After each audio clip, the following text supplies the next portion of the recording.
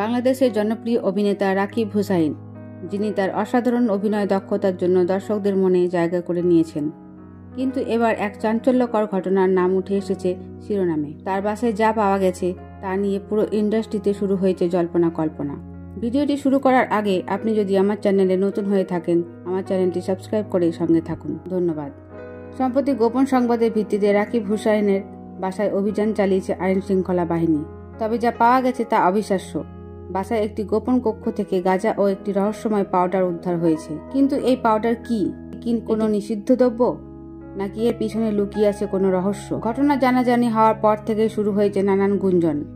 অনেকেই বলছেন রাকিব কি সত্যি এসবে জড়িত, নাকি এটি কোনো গভীর ষড়যন্ত্র। তার ঘনিষ্ঠরা বলছেন এটি রাকিবের ফাঁসানোর চেষ্টা। কিন্তু কে বা কারা এমন কাজ করতে পারেন? এদিকে বিনোদন জগতে তোলপাড় শুরু হয়ে গেছে। সহকর্মী এই ঘটনায় হতবাক। অনেকেই বলছেন রাকিব কখনো এমন করতে পারেন না, কিন্তু পুলিশের অনুসন্ধান বলছে ভিন্ন কথা। তাহলে সত্যি কি? এই মুহূর্তে রাকিব হুসাইন কোনো আনুষ্ঠানিক বক্তব্য দেননি। তবে সত্য যাই হোক, এটি নিশ্চিত যে এই ঘটনা নিয়ে আলোচনা থামবে না।